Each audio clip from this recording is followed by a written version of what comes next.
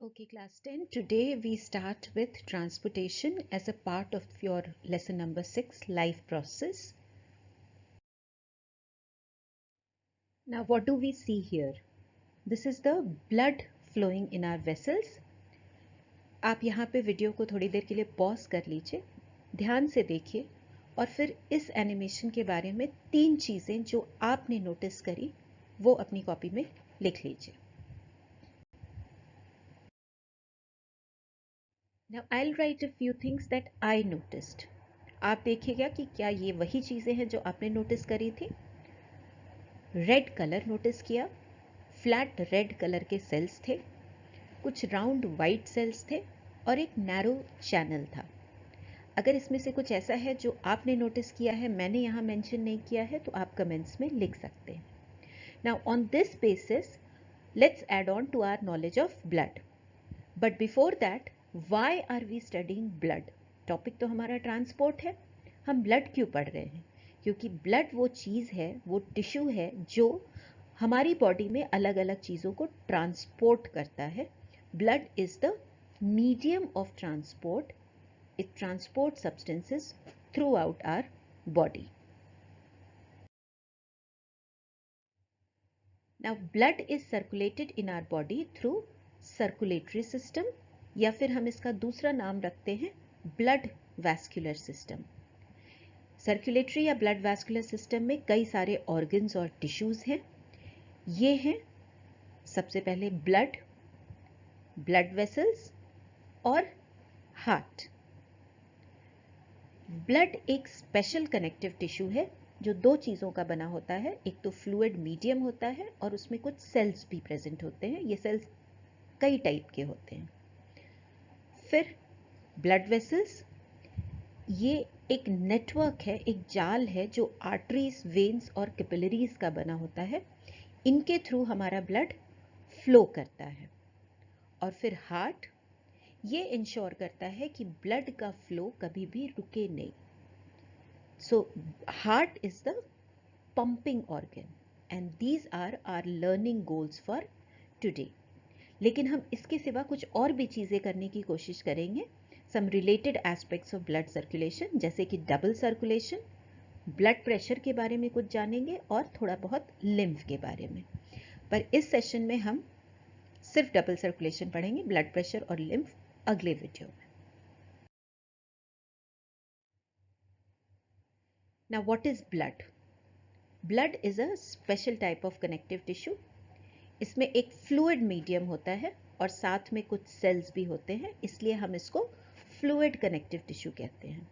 Blood में होता क्या क्या है, कंपोनेंट्स क्या हैं ब्लड के? पहला तो जो फ्लूइड पार्ट है ब्लड का, जिसको हम कहते हैं प्लाज्मा, ये पेल येलो कलर का होता है और साथ में ब्लड में 3 टाइप के सेल्स होते हैं. White blood cells, red blood cells और प्लेटलेट्स. तो मेनली हमारे ब्लड में ये 4 कंपोनेंट्स होते हैं: प्लाज्मा, आरबीसीज, डब्ल्यूबीसीज and platelets. Now first we'll study about plasma. Plasma is pale colored, fluid होता है और इसमें ट्रांसपोर्ट का काम किया जाता है. क्या क्या ट्रांसपोर्ट किया जाता है? फूड, कार्बन डाइऑक्साइड और नाइट्रोजनस वेस्ट. ये तो हो गया फ्लूइड पार्ट. अब सेल्स के बारे में. पहला सेल है red blood cell. Red blood cell में हीमोग्लोबिन होता है. ये एक ऐसा पिगमेंट है जिसकी वजह से रेड ब्लड सेल्स रेड होते हैं और इसी की वजह से हमारा ब्लड भी रेड होता है. आपने हीमोग्लोबिन का रोल पिछले वीडियो में किया हुआ है, याद करने की कोशिश कीजिए. Yes, it is transport of oxygen. फिर आता है white blood sales. White blood sales हमारी बॉडी को फॉरेन पार्टिकल्स से प्रोटेक्ट करते हैं, डिफेंड करते हैं. जैसे कि बैक्टीरिया, फंजाई, डस्ट अगर हमारी बॉडी में एंटर कर जाता है तो ये WBCs उससे फाइट करते हैं. So they are very important part of our immune system. फिर आते हैं प्लेटलेट्स.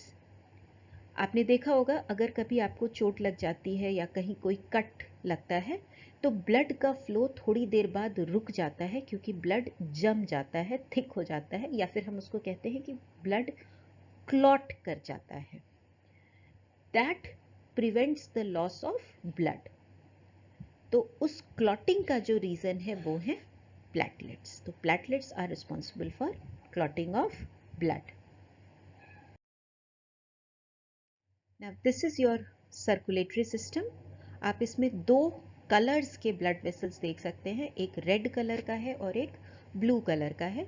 इन ब्लड वेसल्स से ब्लड आपका ट्रांसपोर्ट हो रहा है थ्रू आउट योर बॉडी। अब हमने इसमें दो रंग के ब्लड वेसल्स क्यों शो किए हुए हैं?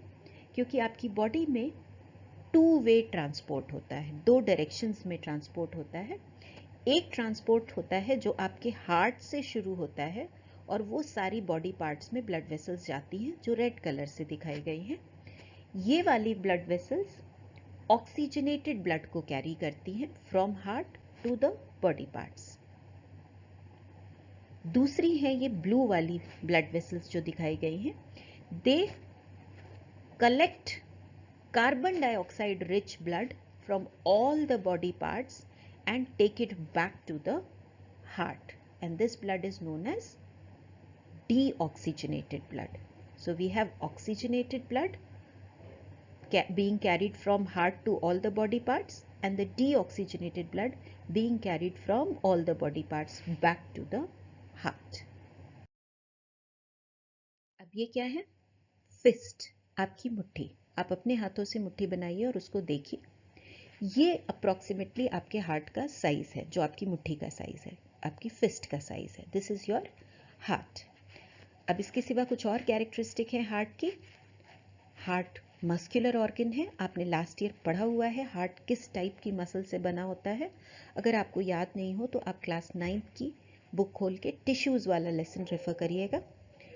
दूसरी चीज़ जो अभी अभी हमने हार्ट के बारे में पढ़ी कि उसमें दो तरह का ब्लड एक साथ प्रेजेंट होता है, ऑक्सीजनेटेड या ऑक्सीजन रिच और डीऑक्सीजनेटेड या जिसमें ऑक्सीजन कम है। अब अगर आप हार्ट से ऑक्सीजनेटेड ब्लड ही सिर्फ सेल्स तक पहुंचा रहे हैं तो वो ज़्यादा ऑक्सीजन सेल को डिलीवर कर पाएगा। पर अगर हार्ट में ऑक्सीजनेटेड और डीऑक्सीजनेटेड ब्लड मिक्स हो जाता है तो जो ऑक्सीजन सेल्स तक पहुंचेगा इस मिक्स ब्लड से, उस ऑक्सीजन का अमाउंट कम होगा। इसको समझने के लिए सपोजिंग आपके पास एक बैग है जिसमें आपने बुक्स भर रखी हैं ढेर सारी, और आपको कहा जाए कि इसमें आप कुछ पेंसिल्स भी डाल लीजिए। अब पेंसिल्स डालने के लिए अगर बैग आपका ऑलरेडी फुल है तो आपको एक आधा बुक्स निकालनी पड़ जाएंगी to make space for the pencils.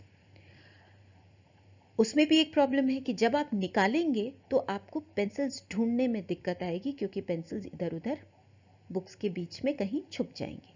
दूसरा ऑप्शन आपके पास है कि आप एक अलग से बॉक्स ले लें, उसके अंदर वो पेंसिल्स रखें और उसको आप फिर अपने बैग में डाल लें, तो दोनों बिल्कुल सेपरेट रहेंगे, मिक्सिंग नहीं होगी। ये आसान तरीका है और हमारा हार्ट यही काम करता है। क्योंकि उसको ऑक्सीजनेटेड और डीऑक्सीजनेटेड ब्लड को सेपरेट रखना है तो इसलिए हार्ट में चैम्बर्स होते हैं और इन चैम्बर्स में ऑक्सीजनेटेड और डीऑक्सीजनेटेड ब्लड एक दूसरे से बिल्कुल अलग रखा जाता है। और कितने चैम्बर्स चाहिए होंगे? आप कहेंगे कि ब्लड दो टाइप का है, ऑक्सीजनेटेड और डीऑक्सीजनेटेड, तो चैम्बर्स दो होने से काम चल जाएगा। Let's see. तो हमारे पास है ऑक्सीजनेटेड ब्लड और डीऑक्सीजनेटेड ब्लड। अब ये ऑक्सीजनेटेड ब्लड हार्ट में आता कहाँ से है और डीऑक्सीजनेटेड कहाँ से आता है?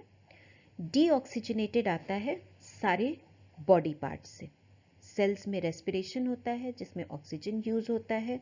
उस ऑक्सीजन के यूज होने के बाद due to respiration carbon dioxide is produced और ये कार्बन डाइऑक्साइड ब्लड में रिलीज कर लिया जाता है। तो ऑक्सीजन गया, CO2 आ गया, और ये CO2 वाला ब्लड जिसको हम डीऑक्सीजनेटेड कहते हैं वो पूरी बॉडी से इकट्ठा करके हार्ट तक पहुंचा दिया जाता है। अब हार्ट इसको ऑक्सीजनेट कैसे करेगा? आपने अभी पढ़ा है रेस्पिरेशन में कि ऑक्सीजन लंग्स में आता है और लंग्स में ही ब्लड में ऑक्सीजन लोड कर दिया जाता है। तो ये जो डीऑक्सीजनेटेड ब्लड है, इसको हमें हार्ट से लंग्स में भेजना पड़ेगा ऑक्सीजनेशन के लिए। एक बार ये ब्लड लंग में ऑक्सीजनेट हो गया तो अब हम इसको कह रहे हैं ऑक्सीजनेटेड ब्लड। ये ऑक्सीजनेटेड ब्लड लंग से वापस हार्ट में आ जाएगा। तो आपने कितने फंक्शंस देखे?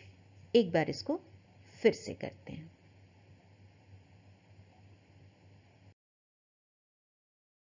तो हमारा हार्ट ये 4 काम करता है।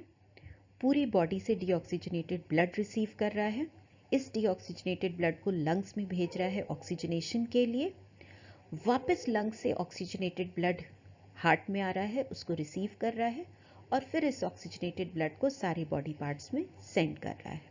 So there are 4 roles and hence 4 chambers. Now what are these 4 chambers and how do they work? जो ऊपर के 2 चैम्बर्स हैं उनको हम कहते हैं एट्रियम, जिसका प्लूरल है एट्रिया। नीचे के दोनों चैम्बर्स को हम कहते हैं वेंट्रिकल्स। अब ये जो ऊपर के दोनों चैम्बर्स हैं उनमें एक हो गया राइट एट्रियम और दूसरा लेफ्ट एट्रियम। सिमिलरली नीचे वाला राइट वेंट्रिकल और लेफ्ट वेंट्रिकल। तो ये 4 चैम्बर्स हो गए और चारों के रोल्स अब हमें करने हैं, किसमें क्या काम होता है। आगे बढ़ने से पहले हम कुछ छोटे छोटे कंसेप्ट्स क्लियर कर लेते हैं। पहली चीज़ जो हमें ध्यान रखनी है, एट्रियम यानी ऊपर के दोनों चैम्बर्स ब्लड को रिसीव करते हैं, वेंट्रिकल्स यानी नीचे के दोनों चैम्बर्स ब्लड को सप्लाई करते हैं। अब कहाँ से रिसीव और कहाँ को supply? Atrium, right atrium blood को रिसीव करता है from all the body parts. So deoxygenated blood from all body parts comes to right atrium. ये blood फिर pass on कर दिया जाता है right ventricles में. So right ventricle gets the deoxygenated blood और ये deoxygenated blood right ventricle pass on करता है lungs को. lungs से blood oxygenate होके आता है left atrium में. ये ऑक्सीजनेटेड ब्लड फिर लेफ्ट वेंट्रिकल में पास ऑन कर दिया जाता है और लेफ्ट वेंट्रिकल ऑक्सीजनेटेड ब्लड को पूरी बॉडी में भेज देता है। अब आप देख रहे हैं ब्लड फ्लो का डायरेक्शन बहुत ही स्पेसिफिक है। राइट एट्रियम से राइट वेंट्रिकल, राइट वेंट्रिकल से लंग्स, लंग्स से लेफ्ट एट्रियम और लेफ्ट एट्रियम से लेफ्ट वेंट्रिकल। तो ये इंश्योर करना पड़ेगा कि राइट एट्रियम से राइट वेंट्रिकल में ही जाए, उल्टा ऊपर के डायरेक्शन में ना जाए, और लेफ्ट एट्रियम से लेफ्ट वेंट्रिकल में जाए, ऊपर की तरफ ना जाए। इसको इंश्योर करने के लिए हार्ट के चैम्बर में जो वॉल्व्स होती हैं उसमें कुछ वॉल्व्स या गेट होते हैं। ये वॉल्व्स खुलते और बंद रहते हैं ज़रूरत के हिसाब से। राइट एट्रियम से जब राइट वेंट्रिकल में ब्लड जाना होगा तो इनके बीच का वॉल्व खुल जाएगा, पर एक बार राइट वेंट्रिकल में ब्लड पहुंच गया तो ये वॉल्व बंद हो जाएगा ताकि ब्लड ऑपोजिट डायरेक्शन में ना जा पाए। तो ये वॉल्व्स बहुत ज़्यादा इम्पॉर्टेंट हैं ब्लड फ्लो का डायरेक्शन बनाए रखने के लिए। बहुत इम्पॉर्टेंट क्वेश्चंस, सेपरेशन क्यों होना चाहिए और क्या सारे ऑर्गेनिजम्स में 4 चैम्बर्ड हार्ट ही होता है, इसको समझने की कोशिश करते हैं। अभी हमने पढ़ा कि ऑक्सीजनेटेड और डीऑक्सीजनेटेड ब्लड का अगर कंप्लीट सेपरेशन होगा तो ऑक्सीजन कैरिंग कैपेसिटी बढ़ जाएगी, ज़्यादा ऑक्सीजन सेल्स तक डिलीवर होगा और ज़्यादा ऑक्सीजन मतलब ज़्यादा एनर्जी। पर इस कंप्लीट सेपरेशन के लिए ऑर्गेनिज्म को एक कॉम्प्लेक्स बॉडी ऑर्गेनाइजेशन भी चाहिए। अलग अलग ब्लड वेसल्स चाहिए जो ऑक्सीजनेटेड ब्लड को अलग कैरी कर सकें और डीऑक्सीजनेटेड ब्लड को अलग कैरी कर सकें। तो अब ऑर्गेनिज्म को ये देखना है कि क्या वो कॉम्प्लेक्स बॉडी ऑर्गेनाइजेशन मेंटेन कर सकता है उस एनर्जी के प्रोडक्शन के लिए, या कम एनर्जी में भी काम चलाया जा सकता है। तो उसको एक कॉम्प्रोमाइज की सिचुएशन ढूंढनी है between complexity and energy. Now there are some organisms which have very high energy needs, जैसे कि बर्ड्स और मैमल्स। इनको ज़्यादा एनर्जी चाहिए। आपको ध्यान है क्यों इन्हें ज़्यादा एनर्जी चाहिए? लास्ट ईयर हमने डाइवर्सिटी लेसन्स में पढ़ा था, Aves and Mammalia are warm blooded organism, which means they have to maintain their body temperature and this maintenance will require a lot of energy. तो इसलिए ये दो ग्रुप्स ऐसे हैं जिनका 4 चैम्बर्ड हार्ट होता है, so that they can produce more energy and accordingly they have proper blood vessels which ensure that the deoxygenated and the oxygenated blood never mix with each other. इसके सिवा reptiles, amphibians cold blooded हैं, इनका 3 chambered heart होता है। और last में आते हैं Pisces which are also cold blooded and very small in size. Their energy requirement is much lesser and they have 2 chambered heart. इनमें डीऑक्सीजनेटेड और ऑक्सीजनेटेड ब्लड का सेपरेशन कंप्लीट नहीं होता है।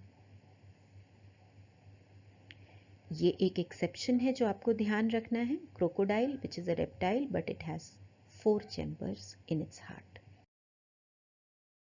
The 4 things happening in the heart and there are 4 blood vessels that help the heart to transport the blood. 4 blood vessels हैं। पहली blood vessel है vena cava. Vena cava 2 blood vessels के मिलने से बनती है, सुपीरियर और इंफीरियर वेना कावा।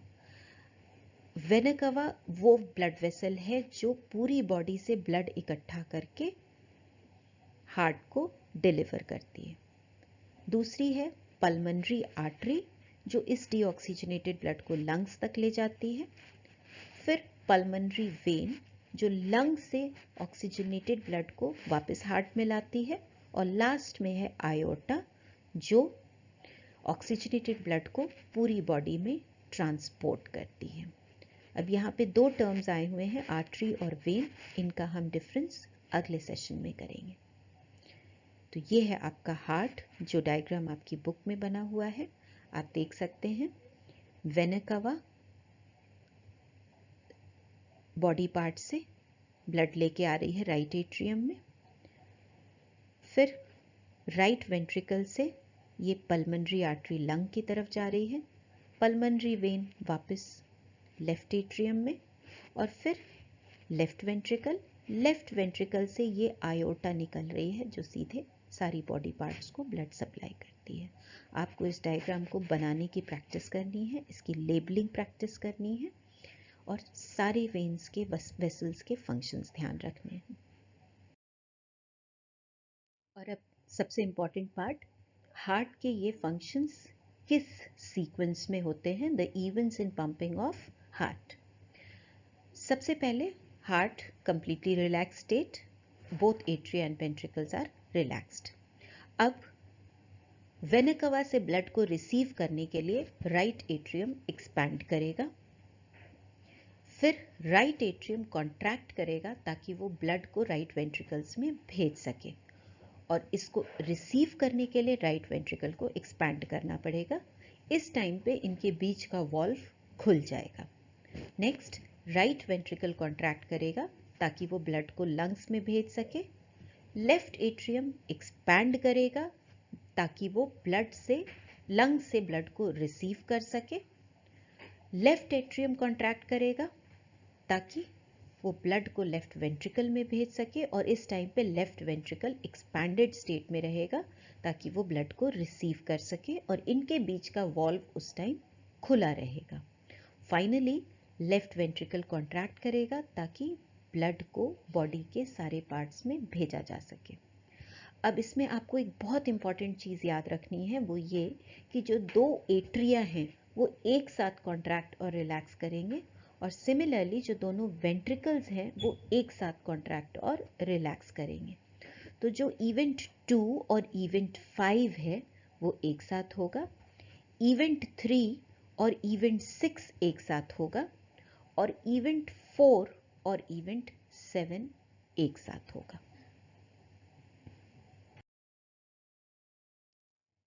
अभी जब हम ब्लड का पाथ पढ़ रहे थे तो हमने रियलाइज़ किया कि 4 चैम्बर्ड ऑर्गेनिज्म में सेम ब्लड 2 बार हार्ट में आता है।